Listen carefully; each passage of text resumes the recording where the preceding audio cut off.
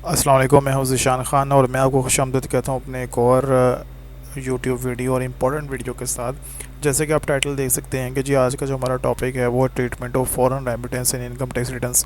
Foreign remittance जो है वो हमेशा एक बहस मुबाहिसे का टॉपिक रहा है, और जो भी पैसे आपको बाहर से रिसीव होते हैं वो आपकी फॉरेन रेमिटेंस कहलाती है और होती एग्जाम्प्ट है, लेकिन इसकी कुछ लिमिट होती है। लिमिट एग्जामेशन के हवाले से नहीं, लेकिन उसकी लिमिट ये है कि अगर 50 लाख तक आपको फॉरेन रेमिटेंस आती है एक फाइनेंशियल ईयर में, तो एफबीआर जो है वो क्वेश्चन नहीं पूछ सकता आपसे। वैसे पूछना चाहे तो पूछ भी सकता है, लेकिन 50 लाख तक की एक ऑर्डिनेंस में लिमिट दे दी गई है कि 5 मिलियन तक फॉरेन रेमिटेंस जो है वो विदाउट एनी क्वेश्चन जो है वो आप रिसीव कर सकते हैं। लेकिन अगर 5 मिलियन से एक्सीड करेगी तो फिर आप से क्वेश्चंस पूछे जा सकते हैं कि इसका सोर्स क्या है, कौन आपको फॉरेन रेमिटेंस जो है वो भेज रहा है इतनी ज़्यादा। ठीक है, तो ये इसका जो है हमारा आज का टॉपिक है, treatment of foreign remittance in income tax returns. और इसमें हम देखेंगे इसका ट्रीटमेंट क्या करते हैं इनकम टैक्स रिटर्न्स के अंदर, और इसको कहाँ कहाँ पे हम इसको शो करते हैं। होता ही एग्जाम्प्ट है, ठीक है।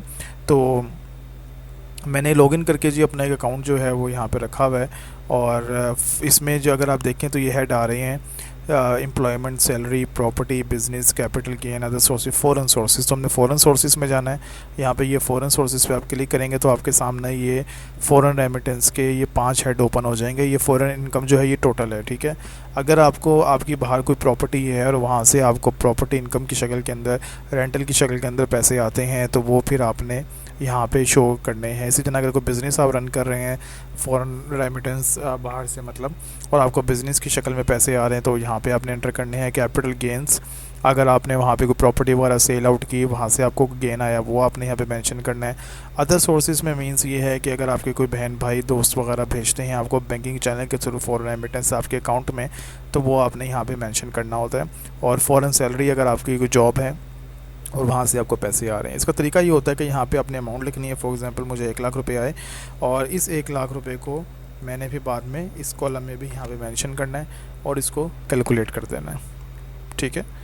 तो ये इसका रेमिटेंस का तरीका होगा फॉरेन रेमिटेंस को शो करने का, क्योंकि अगर आप यहाँ पे इसको एग्जाम्प्ट नहीं करते तो ये फिर टैक्सेबल इनकम के अंदर ऐड हो जाएगी। लेकिन फॉरेन रेमिटेंस क्योंकि हमें एग्जाम्प्ट दी हुई है गवर्नमेंट ने, और सिर्फ इसी पर्पज़ के लिए दी हुई है कि लोग ज़्यादा से ज़्यादा रेमिटेंस मंगवाएं और हमारे जो डिपॉजिट्स हैं बैंक वगैरह के वो इंक्रीज़ हों, ठीक है। तो एक तरह से बेनिफिट है, गवर्नमेंट ने दिया हुआ है। इसलिए जब भी आपने लिखना है, एक टोटल अमाउंट के कॉलम में लिखना है आपने फॉरेन रेमिटेंस की अमाउंट, और एक आपने एग्जाम्प्ट के कॉलम में यहाँ पे अमाउंट लिखनी है, ठीक है।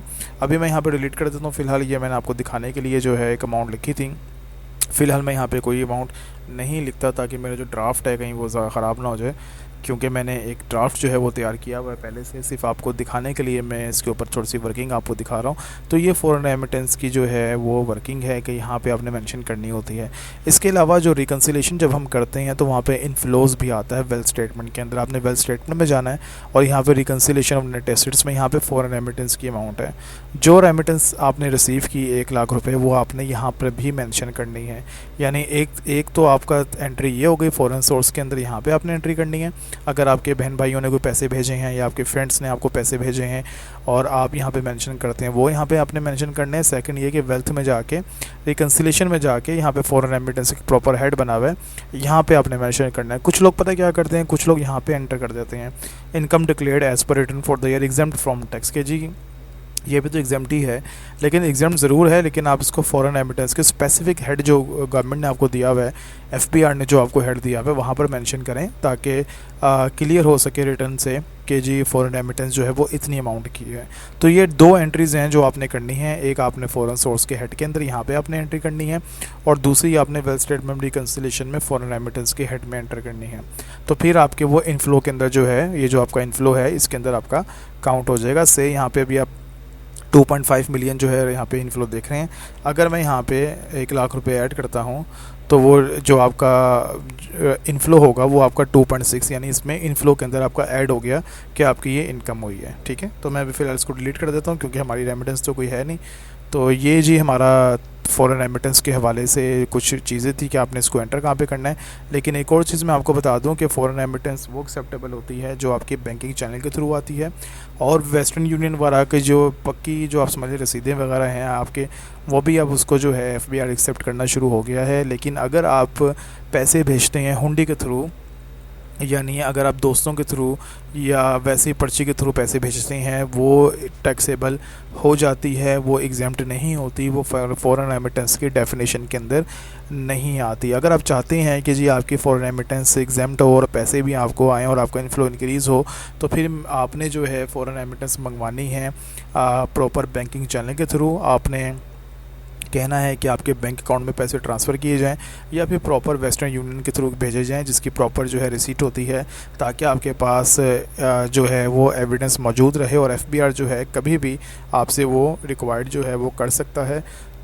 तो आपने इन चीज़ों का ज़रूर ख्याल रखना है, डॉक्यूमेंट्स का आपने ज़रूर ख्याल रखना है, अदरवाइज़ आपकी फॉरेन रेमिटेंस जो है वो टैक्सेबल हो जाएगी, वो एग्जाम्प्ट नहीं होगी। ठीक है। और दूसरी चीज़ जो मैंने आपको बताई है शुरू में, वो आपको ये बताई थी कि 5 मिलियन तक जो फॉरेन रेमिटेंस है वो क्वेश्चनेबल नहीं होती, लेकिन 5 मिलियन से अबव जो फॉरेन रेमिटेंस आएगी वो क्वेश्चनेबल होती है।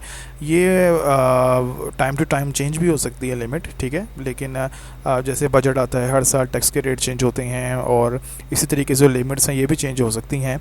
तो इसलिए कोई हार्ड एंड फास्ट रूल तो नहीं है, लेकिन 5 मिलियन की जो भी लिमिट है, थ्रेशोल्ड है, गवर्नमेंट ने दिया हुआ है। और सेकंड जो मैंने आपको एंट्री है फॉरेन रेमिटेंस के हवाले से वो मैंने आपको बता दी है।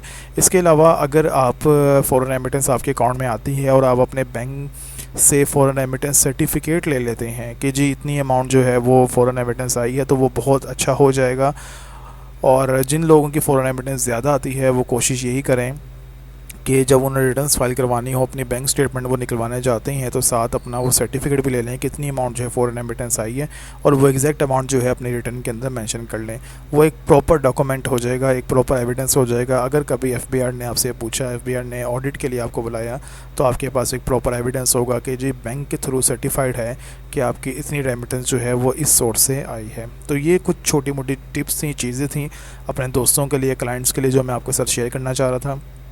पिछले टॉपिक में मैंने आपसे ज़कात के बारे में ज़िक्र किया था, इस टॉपिक में मैं आपसे फॉरेन रेमिटेंस के बारे में ज़िक्र किया है। आगे आने वाली वीडियो के लिए, मज़ीद टॉपिक्स के लिए मेरे चैनल को सब्सक्राइब करना मत भूलिएगा और बेल आइकन पे भी ज़रूर क्लिक कीजिएगा, ताकि नई वीडियोस और नई टिप्स आपको पता चलती रहें, क्योंकि आगे आने वाले टाइम में मज़ीद कुछ अच्छी टिप्स और वीडियोज़ बनाऊँगा जिसमें आपको नई नई चीज़ों के बारे में पता चलेगा। ठीक है जी, तो आज के लिए इतना ही। और अगर किसी किस्म का कोई क्वेश्चन हो तो आप मुझे कमेंट कर सकते हैं। इसके अलावा मेरा व्हाट्सएप नंबर जो है वो कॉर्नर पे आ रहा है वीडियो के, वहाँ से भी आप देख सकते हैं। और सेकंड ये, अगर आपको किसी भी किस्म की कोई फॉरेन फाइनेंशियल सर्विसेज चाहिए हों, जीएसटी के हवाले से, इनकम टैक्स रिटर्न्स फाइलिंग के हवाले से, सेल टैक्स रिटर्न फाइलिंग के हवाले से, एससीसीपी के हवाले से, लोगो ट्रेडमार्क रजिस्ट्रेशन के हवाले से, इवन इंटरनल एक्सटर्नल ऑडिट के हवाले से, तो आप मुझसे जो है रब्ता कर सकते हैं। और बार बार मैं आपसे यही कहता हूँ अपनी वीडियो में कि प्रोफेशनल कंसल्टेंट हायर कीजिएगा। कभी भी पैसे बचाने के चक्कर में आपने अपने फ्यूचर से मजाक जो है वो नहीं करना, क्योंकि वैसे भी साल में एक बार ही आपके रिटर्न सबमिट होती हैं, इसलिए कोशिश करें प्रोफेशनल तरीके से फ़ाइल करवाएं। इजाज़त दीजिए, चैनल को सब्सक्राइब करना मत भूलिएगा। कोई कमेंट हो तो आप कर सकते हैं, क्वेश्चन जो हो आप पूछ सकते हैं। इजाज़त दीजिए, अल्लाह हाफिज़।